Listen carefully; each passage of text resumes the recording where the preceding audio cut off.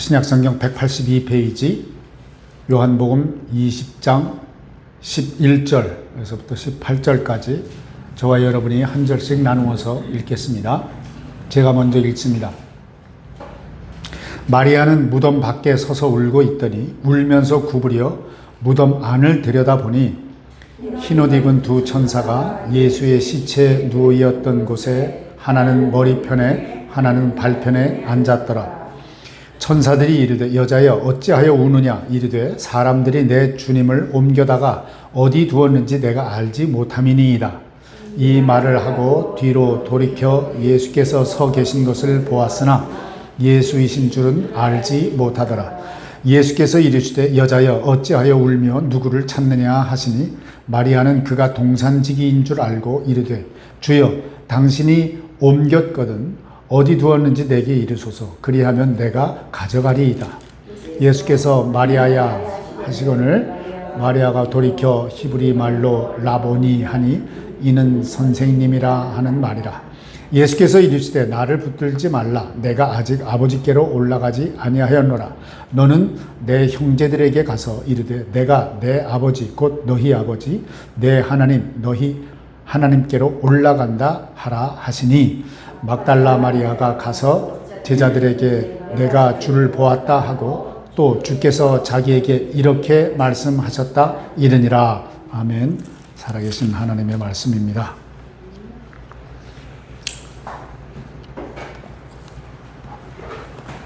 여러분 어떠세요? 요즘 우리가 몇 시간째 예수님의 고난에서부터 시작해서 부활의 지금 모습까지 우리가 지금 살펴보고 있는데 평소처럼 좀 같지 않게 좀 새롭지 않으세요? 좀 새롭게 우리에게 와 닿는 것 같습니다. 지난 시간에 우리는 빈 무덤 앞에 서 있었습니다. 막달라 마리아가 빈 무덤을 발견합니다. 베드로가 그 다음에 달려왔지요. 그러니까 제일 먼저 온 사람은 막달라 마리아예요. 그리고 그 다음에 또 사랑받는 제자, 즉 요한도 달려왔습니다. 근데 이 사람들은 빈 무덤을 본 거예요. 그 안에 또 세마포도 보았습니다. 개켜져 있고 아주 잘 정돈되어 있는 세마포도 보았고. 그렇지만 요한은 아주 여기에 중요한 말을 덧붙이고 있습니다. 뭐냐 하니까 그들은 성경에 그가 죽은 자 가운데서 다시 살아나야 하리라 하신 말씀을 아직 알지 못하더라. 빈 무덤을 보았다고 해서 곧바로 부활을 이해한 것은 아니라는 얘기입니다. 그죠? 네. 그런데 오늘 본문은 참 재미있게 전개되고 있는데 베드로와 요한은 집으로 돌아갔습니다. 그죠? 집으로 갔어요. 그런데 한 사람은 돌아가지 않았어요. 누구예요? 막달라 마리아예요. 11절이죠. 마리아는 무덤 밖에 서서 울고 있었다. 이렇게 기록하고 있습니다. 여기에서 이제 오늘 드리려고 하는 이야기가 시작되는 거예요. 저는 오늘 여러분들과 함께 이 무덤가에 조금 함께 우리 같은 마음으로 오래 머물러 있고 싶다 하는 겁니다. 마리아는 울고 있습니다, 지금. 그렇죠? 그런데 놀랍게도 바로 그때 예수님께서는 이미 부활하신 거예요. 그렇죠? 마리아가 울고 있을 때도 주님께서는 살아계셨습니다. 마리아가 울고 있을 때도 주님께서 살아계셨단 말이에요. 마리아가 이처럼 절망하고 있을 때도 주님은 살아계신 거예요. 마리아가 아무것도 이해하지 못하고 있을 때도 주님께서는 여전히 살아계셨다. 여기서 오늘 첫 번째 말씀을 드리려고 해요. 내가 주님의 일을 이해하지 못하고 있을 때에도 주님께서는 일하고 계신다, 일하지 않으신다. 일하고 계신다. 우리가 보지 못한다고 주님께서 계시지 않는 것이 아니라 이 말입니다. 우리가 느끼지 못한다고 해서 주님께서 일하시지 않으신다. 그 말이 아니란 말이에요. 오늘 마리아의 이야기가 바로 그것을 우리에게 보여주고 있어요. 자, 이제 이러한 안목으로 우리 말씀을 살펴보십시다. 맨 먼저 천사를 보고도 여전히 울고 있는 마리아의 모습을 우리가 보게 돼요. 11절과 12절을 우리가 보면 마리아는 울면서 몸을 굽혀서 무덤 안을 들여다봅니다. 그런데 놀라운 광경이 펼쳐져 있어요. 한 천사는 예수님의 머리가 놓여있던 곳에, 또 다른 천사는 예수님의 발이 놓여있던 곳에 앉아있는 거예요. 그죠? 얼마나 신비로운 광경이에요? 우리가 예를 들어서 우리가 그 무덤가에 있다고 했을 때 무덤에 갔는데 천사가 나타났다면 어떻게 했어요, 여러분? 천사를 뭐 보기는 했어요, 말이지. 굉장히 놀랄 거예요. 이 새벽에 아직 해도 뜨지 않은 어슴푸레하게 있는 그런 어둑어둑한 새벽에 무덤가에 가서, 우리 무덤 하면 공동묘지 이런 거 생각나잖아요. 전설의 고향 뭐 이렇게. 근데 이 마리아는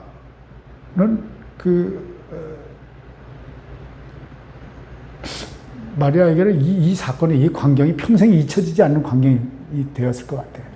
그죠? 그런데 마리아는요, 천사를 보고도 별로 놀라는 모습이 아니었던 것 같아요. 왜냐하면, 왜 그럴까요? 여러분들이 똑같이 여인들이잖아요? 너무 슬픔이 커서. 그죠? 뒤에 나오지만 동산지기 정도로만 아는 거예요. 그 자세히 이렇게, 누구세요? 어디서 오신 분이에요? 뭐 이렇게 물었을 텐데, 그런 놀라는 기색이 없죠. 그냥 슬퍼. 천사들이 묻는 거예요. 여자여 어찌하여 우느냐? 이렇게 물어요. 그러니까 마리아가 대답을 합니다.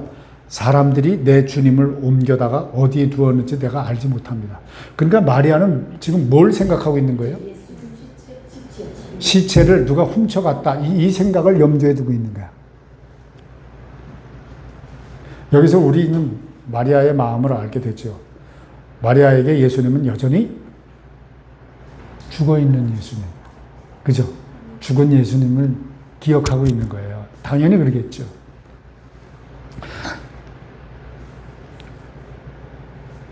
근데 마리아가 찾고 있는 것은 부활하신 주님이 아니에요. 죽어있는 시신, 그걸 찾고 있는 거죠. 그렇죠? 누가 가져갔으면 저한테 좀 가르쳐 주세요 그러잖아요. 근데 이 마리아는 이처럼 한편은 예수님을 굉장히 사랑했던 사람이에요. 그런데 아직은 부활을 믿지 못하는 거죠. 사랑은 있었지만 이해가 부족한 거예요. 열심은 있는데 말씀이 아직 열리지 않은 거죠. 그렇죠? 우리가 그렇잖아요. 우리에게도 이런 일이 있을 수 있다는 얘기입니다. 주님을 사랑한다고 합니다. 교회를 사랑합니다. 예배를 드리기도 합니다. 열심히 기도하기도 합니다. 그런데 내가 생각해 놓은 방식으로만 주님을 찾을 수 있다 이 말입니다. 그렇죠? 내가 생각해 놓은 방식으로만 주님을 찾게 되더라 이 말이에요. 우리는. 마리아는 생각을 했어요. 예수님이 시신이 어디 있을까? 그렇지만 하나님께서 주시는 답은 전혀 달랐습니다. 마리아야, 시신을 찾지 마라. 주님께서 살아나셨다 하는 거죠. 네. 우리도 하나님께 이렇게 기도할 때가 있어요. 하나님, 이것을 돌려주십시오. 그렇죠? 나의 이 아픈 상황, 괴로운 상황, 힘든 상황, 이걸 좀 돌려주세요. 슬픈 이러한 상황을 돌려주세요. 이렇게 기도할 때가 있죠. 우리도 다 그렇게 기도해요. 그런데 하나님께서는 전혀 새로운 것을 준비하고 계셨어요. 우리는 과거를 회복해달라고 기도하는데 보통 하나님께서는 부활의 새 일을 시작하고 계실 수 있다는 말입니다. 우리는요, 우리가 큰 재난을, 환난을 겪었잖아요. 코로나라고 하는 3년 동안을. 그죠? 그래서 교회가 뭐라 그래요? 지금 교회가 다 떨어져 나갔잖아. 성도들이 확 줄었잖아요. 거의 반이 줄었어요. 그럼 우리가 교회가 또 모여서 뭘 해요? 막 부흥시켜달라고 막 아우성이잖아. 자꾸 과거로 돌아가고 싶은 거야. 그 찬란했던 과거. 그죠? 근데 부흥이 지금 교회마다 잘 일어나고 있어요? 아니라니까. 하나님의 뜻은 그 겪고 싶지 않은 그 환난, 그 재난 가운데에서 그 자리에서 무엇을 우리로 하여금 생각하게 하시려고 그 환난을 만나게 하셨다는 거예요. 그거를 잊지 말고 과거의 것을 과거의 잘못된 방법으로 일으켜 놓은 교회의 화려한 부흥을 꿈꾸지 말고 지금 제 가운데에서 앉아서 부르짖고 회개하여 우리가 무엇을 잘못했고 무엇을 고쳐나가야 되고 어느 방향으로 선회해야 되는가를 깨닫고 그 길로 가라는 거예요. 거기에 하나님께서 숫자는 적지만 그 가운데서 하나님께서 일하실 것이다. 그 상황을 가지고서 하나님께서는 부활하신 주님께서는 그 부활하신 주님의 능력으로 우리를 이끌어 가실 것이다. 교회를 이끌어 가실 것이다. 그것이 하나님의 뜻일 수 있다는 얘기예요. 그러니까 자꾸 부흥시켜달라고 아우성이라고 해서 죄송하지만 거기에 매몰돼서는 안 되라고 저는 생각을 해요. 하나님께서는 새로운 다른 일을 시작하시려고 우리에게 그런 환난을 겪게 하셨을 수도 있다 하는 것이죠. 왜냐? 우리의 생각보다 하나님의 구원의 역사가 더 크기 때문에, 그 계획이 더 크기 때문에 우리는 모르잖아요. 두 번째로 예수님을 보고도 알아보지 못한 마리아에 대해서 요한은 기록하고 있어요. 13절에서 천사와 이야기하던 마리아가 뒤를 돌아봅니다. 그때. 그리고 한 사람이 서 있는 것을 봐요. 누구예요? 예수님이에요. 부활하신 예수님이에요. 그런데 14절은 놀랍게 그 기록을 하고 있는데 예수이신 줄은 알지 못하더라. 누가? 막달라 마리아가. 한번 생각해 보세요. 어떻게 마리아가 예수님을 보고도 알아보지 못했을까?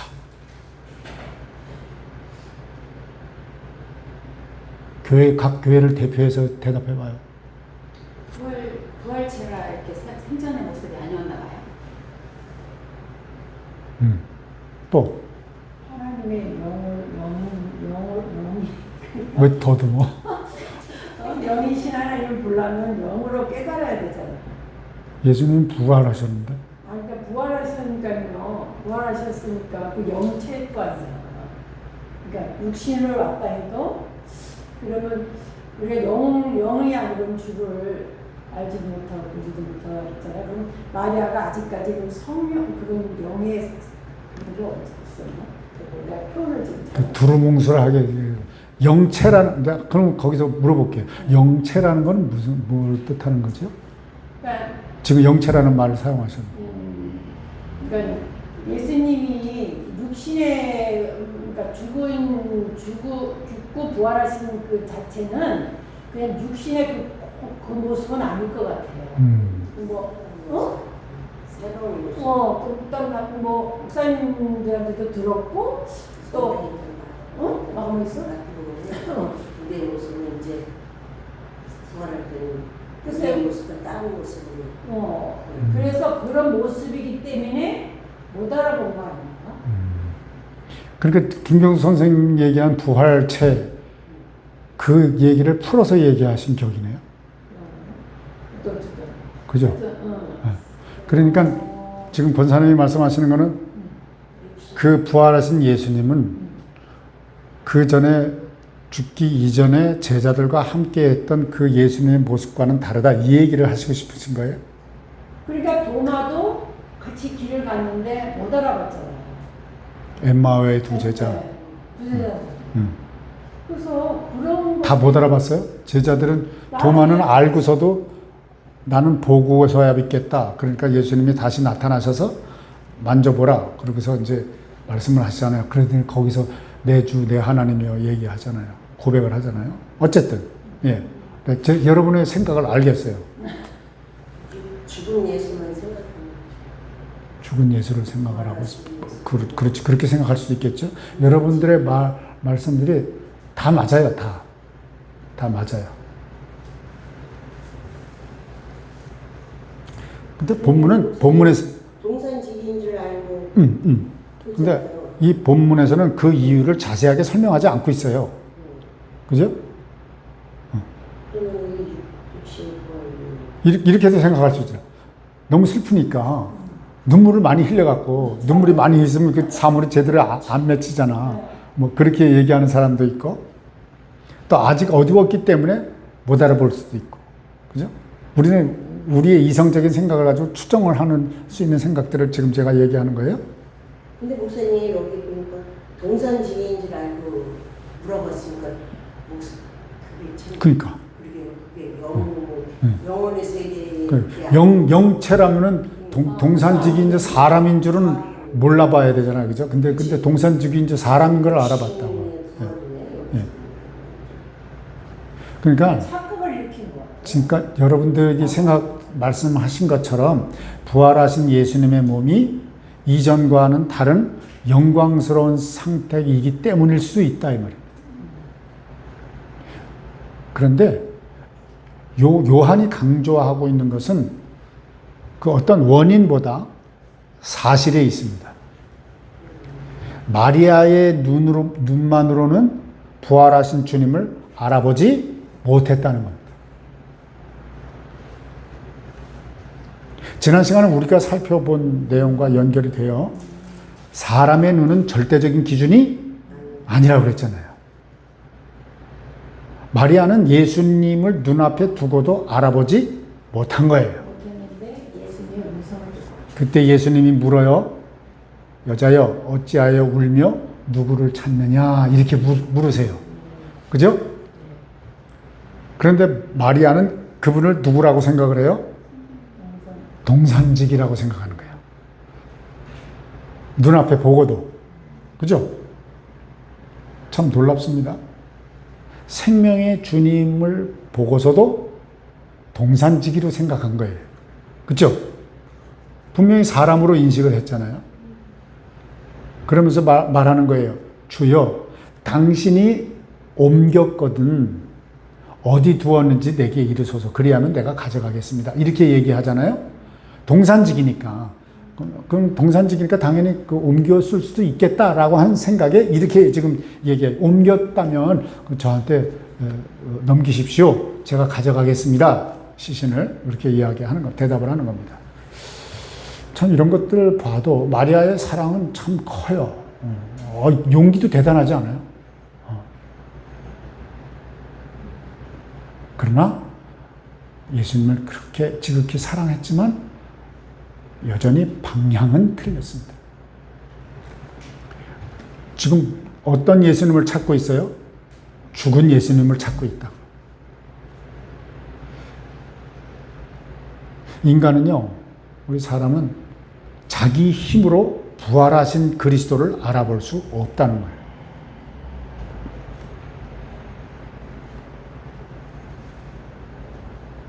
우리에게는 하나님의 은혜로운 부르심이 여전히 필요한 존재예요. 우리가 스스로 눈을 뜰 수가 없는 존재예요. 우리 구원에서부터 구원 얻기 이전은 말할 것도 없고 우리의 영적으로나 육적으로 우리의 눈을 뜨게 하시는 분은 누구야? 하나님이시라니까. 하나님께서 우리의 눈을 열어주시지 않으면 우리의 모든 것은 다 닫혀 있어요. 우리의 듣는 귀도 마찬가지죠. 그래서 우리는 세 번째로 우리가 생각해야 할 것은 마리아야 하고 부르신, 이게 주님께서 이름을 부르셨어요. 마리아의 이름을 직접 지목을 해서. 이 마리아야 했을 때 예수님이 그 마리아의 이름을 부를 때 그 느낌이 어땠을까 하는 그거를 나는 느끼고 싶은 거야. 쓸데없는 생각인지 모르겠지만 16절에 예수께서 마리아야 하시거늘 딱 단 한마디야. 마리아야. 그 순간 모든 것이 바뀌는 겁니다. 천사를 보고도 몰랐어요. 동산지기인 줄만 알았어요. 그죠? 예수님을 눈으로 보고도 몰랐어요. 그런데 무엇을 듣자마자 알아보았어요? 자기 이름을 부르시는 그 목자의 음성을 듣고서야 알아보는 거예요. 마리아가 돌아서서 말하는 거예요. 라보니라고 해요. 선생님이라는. 여기서 요한복음 10장이 퍼뜩 떠오르죠. 예수님께서 선한 목자에 관해서 말씀하시면서 뭐라고 말씀하세요? 여러분 다 아시는 말씀이에요. 자기 양의 이름을 각각 불러 인도하여 내느니라. 누가? 목자가. 목자이신 예수께서 양이신 우리들의 이름을 불러 인도하여 냈다라고 하는 거예요.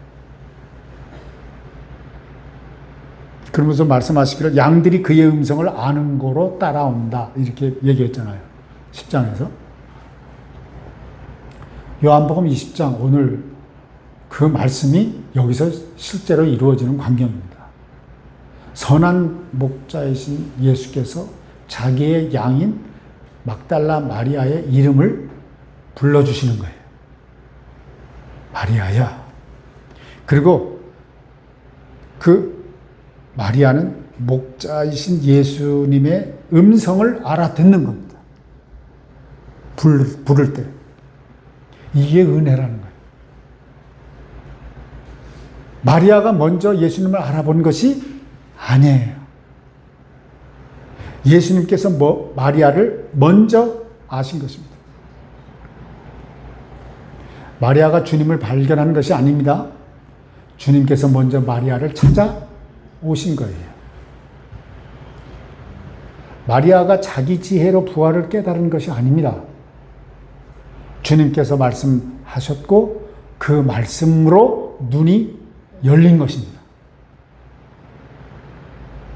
이럴 때 에바다 하는 그 CCM 복음성가를 불러야 되는데 이것이 은혜의 원리예요. 은혜의 원리. 우리가 찾아낸 게 아니에요. 주님께서 우리의 눈을 열었고 우리의 귀를 열었고 그렇죠? 열어주어서 주님께서 찾아오신 것을 그때야 깨닫는 거예요.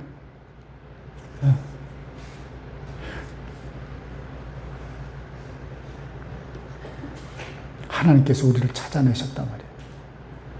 우리가 먼저 그리스도를 선택한 것이 구원의 시작이 아니라는 얘기입니다.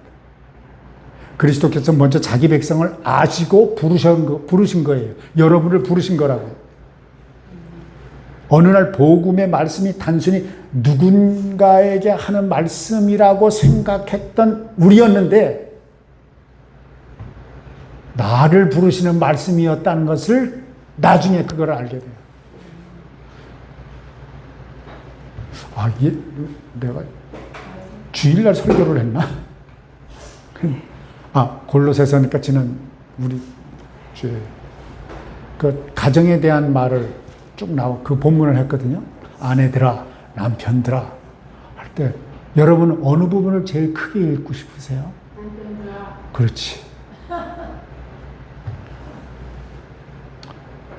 남편들은 아내들아 그 부분을 크게 읽고 싶고 그러면서 싹 옆을 째려보지.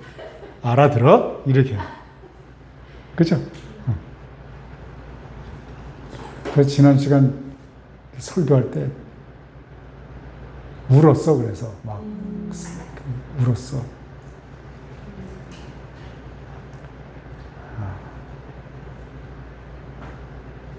그러니까 어느 날 복음의 말씀이 단순히 누군가 다른 사람에게 들려주는 말씀이 아니라 나를 부르시는 말씀으로 들려요. 그게 은혜란 말이에요. 내가 너를 사랑한다. 내가 너를 위하여 죽었다. 내가 너를 부르고 있다. 나는 너를 사랑한다. 이것이 이 주님의 마음이 그 부르시는 음성 속에 담겨 있단 말이에요. 그때 우리에게 믿음이 일어나는 거예요. 믿음. 주여 메시아입니다. 이래서 믿음이 자생적으로 생기는 게 아니라 우리가 수십 년 교회를 다녔다고 해도 이것을 잊어버리면 안 돼요. 이게 믿음의 원리거든요. 이걸 잃어버려. 우리가 예수를 많이 믿고 믿음이 좋다고 하는 분들을 보면은 내가 자생적으로 잘나서 그것을 믿음을 만들어내서 내가 믿는 것으로 착각을 해요. 어느 날, 어느 때부터. 근데 신앙의 시작은요, 내가 주님을 붙잡은 것이 아닙니다. 결코 아닙니다. 주님께서 먼저 내 이름을 불러주신 거예요. 그러니까 우리가 깊이 생각해야 될 부분입니다. 나는 언제 복음이 남의 복음이 아니라 나를 부르시는 주님의 말씀으로 들렸던가 생각해 보시기 바랍니다. 네 번째로 나를 붙들지 말라는 말씀의 의미가 무엇인가? 마리아는 예수님을 알아보자 너무 반가웠어요. 얼마나 반가웠겠어요. 오늘 이 본문의 정황상 이 마리아는 예수님을 붙들려고 했어요. 너무 좋으니까. 이제는 안 돼요. 어디 이제 못 갔습니다. 너무 반가운 나머지. 그렇죠? 그럴 수 있죠. 네. 너무 좋으니까. 세상에나 이러면서. 그래서 그때 예수님께서 말씀하셔요. 나를 붙들지 말라. 이 말씀을 잘못 이해하면요. 마치 예수님께서 마리아를 냉정하게 밀어내시는 것처럼 그렇게 보일 수 있어요. 그죠? 나는 반갑고 너무 좋고 너무 좋아서 이렇게 하는데 예수님이 이렇게 하실까?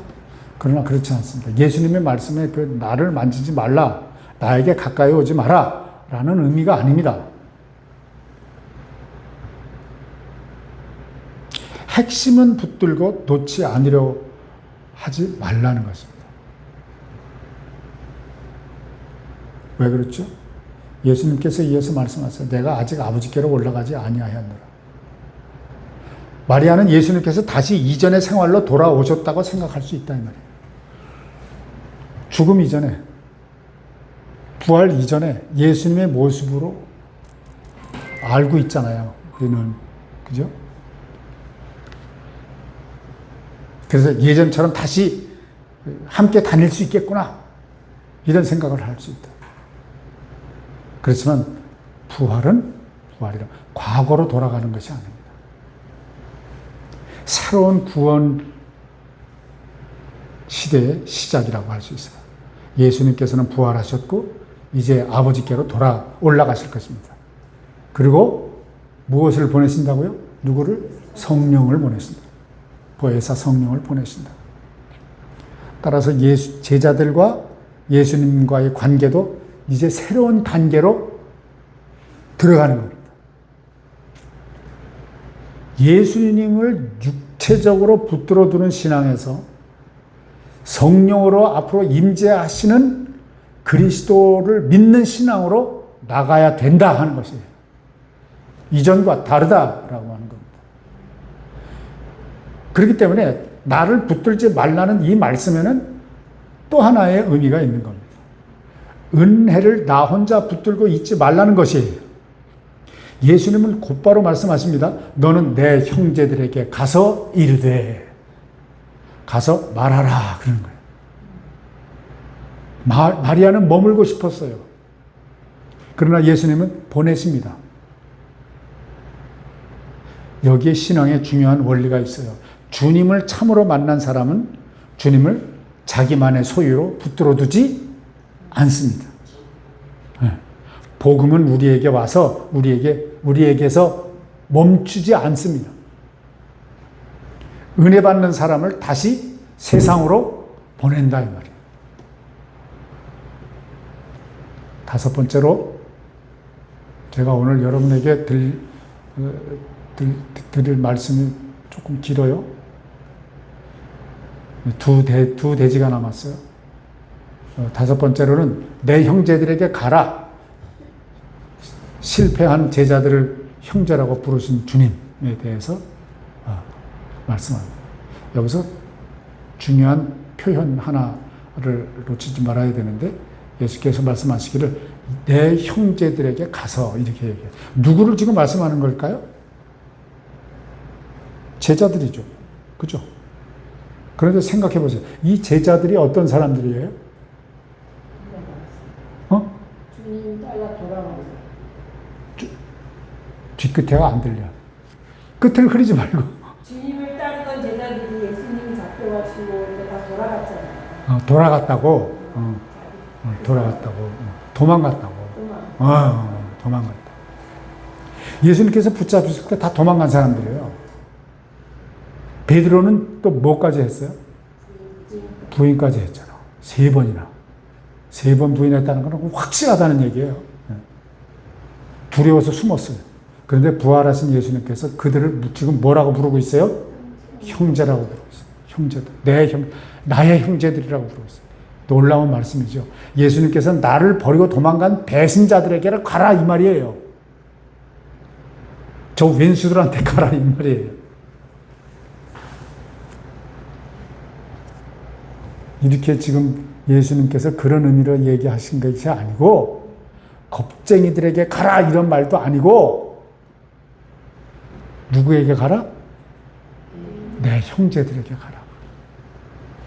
십자가와 부활을 통하여 이제는 새로운 관계가 열렸다는 말입니다. 예수님께서는 그렇게 지금 제자들을 대하고 계세요. 그리고 이어서 말씀하시기를 내 아버지 곧 너희 아버지, 내 하나님 곧 너희 하나님께로 올라간다 하라. 물론 우리가 생각할 때 우리는 이미 다 아니까 예수님께서 본질상 하나님의 아들이신 걸 알고 있죠. 그런데 그 예수님께서 하나님의 아들이신 방식하고 우리가 은혜로 하나님의 자녀가 되는 방식은 동일하지 않습니다. 아시겠어요? 전혀 같을 수가 없죠. 성부, 성자, 성령. 이 관계 삼위일체 관계 아니에요? 근데 성부와 성자의 관계는 하나님 아버지, 성부지요. 그 다음에 하나님 아들, 성자죠. 이들의 관계는 우리가 아버지와 아들과의 관계하고도 전혀 같지가 않아요. 우리 인간의 관계하고. 그 관계성은 맞는데 그 관계의 본질은 다르다고. 같은 분이기 때문에. 뭐 그 말도 있겠지만 이거는 신적인 관계야.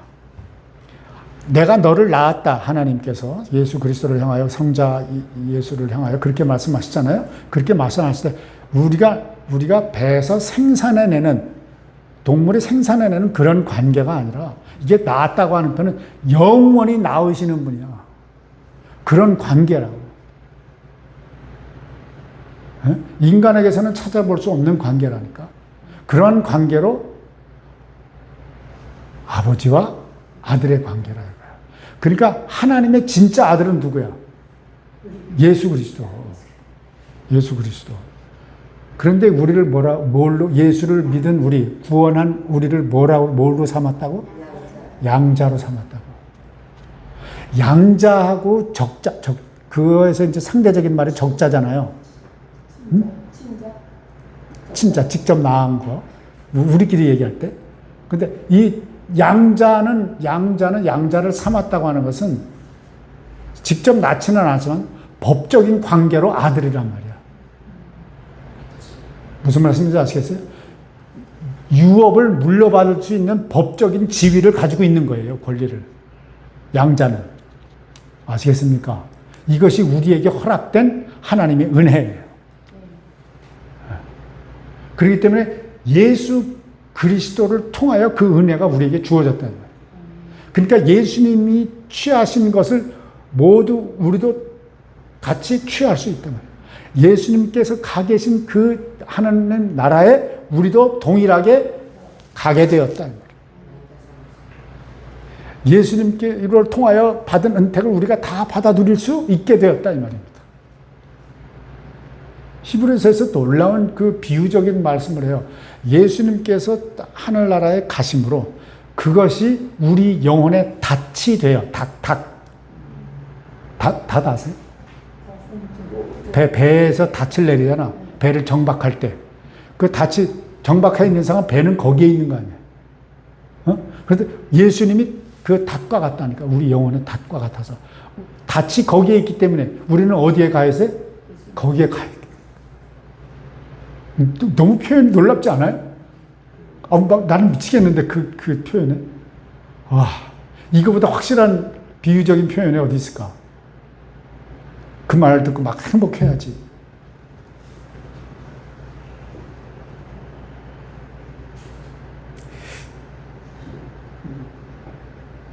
그러니까 예수님께서는 예수 그리스도로 말미암아 우리는 하나님을 우리 아버지라고 부를 수 있는 거예요. 양자이기 때문에. 그 십자가와 부활은 죄인을 하나님의 가족으로 받아들이는 사건이 되는 거예요. 이것이 복음이라는 겁니다. 실패했는데도 형제라고 불러요. 도망갔는데도 버리지 않습니다. 베드로가 예수님을 부인했지만 예수님은 베드로를 부인하지 않으셨어요. 그러니까 우리의 어떤 자신의 실패 때문에 주님 앞에 나오기를 어려워하는 사람이 있다면 부활의 주님을 그 말씀하신 그 하나님의 주님의 말씀에 하나를 기억하시기 바랍니다. 내 형제들에게로 가라. 십자가의 은혜는요, 제자를 다시 가족으로 부르는 거예요. 마지막으로 6번째, 내가 주를 보았다. 마리아가 마리아에게 주어진 사명인데요. 그 18절이죠. 막달라 마리아가 가서 제자들에게 내가 주를 보았다 하고 또 주께서 자기에게 이렇게 말씀하셨다가 이르니라. 전했죠? 여기서 마리아는 완전히 달라져요. 11절에서는 무엇을 하고 그랬어요? 울고 있었어요. 어디 두었는지 모르겠습니다. 그런데 18절에서는 뭘 말해요? 내가 주를 보았다. 확신을 가지고. 얼마나 놀라운 변화예요. 그 한 자리에서 주님을 만난 다음에 이렇게 변하는 겁니다. 울던 사람이 증인이 되는 거예요. 찾던 사람이 보냄받은 사람이 된 거예요. 절망하던 사람이 복음을 전하는 사람이 됐어요. 그리고 중요한 것은 마리아가 이게 중요해요. 즉시 그 자리에서 순종했다는 거예요. 예수님께서 내 형제들에게 가라 하시자 18절은 바로 막달라 마리아가 가서라고 이렇게 기록을 합니다. 가라 그리고 갔다 이겁니다. 그죠? 네. 이게 제자의 모습이라는 거예요. 마리아는 요즘처럼 신학적인 모든 것을 다 이해한 뒤에 간 것이 아니에요. 부활에 관한 모든 교리를 체계적으로 정리한 뒤에 간 것도 아니에요. 그러니까 오늘 얘기하면 나 같은 사람이 아니었다는 거예요. 그냥 듣는 즉시 그냥 가서 순종해서 간 거예요. 저 같은 사람은 정리하고 다 하고 다 챙길 거 다 챙기고 내가 이해하고 내가 이성으로 받아들여서야 그 다음에 내가 준비됐을 때 가겠다. 저는 그런 사람이거든요. 이거 깨는데 몇십 년 걸렸어요. 근데 아니야. 주님이 살아계신다. 주님께서 나를 만나주셨다. 살아계신 주님께서 주님이 나를 보내셨다. 이걸로 끝난 겁니다. 그래서 간 겁니다. 그리고 전한 거예요. 우리의 증언도 마찬가지죠. 우리가 모든 질문의 답을 알아야 전도할 수 있다고 생각하는 그것이 우리의 생각이잖아.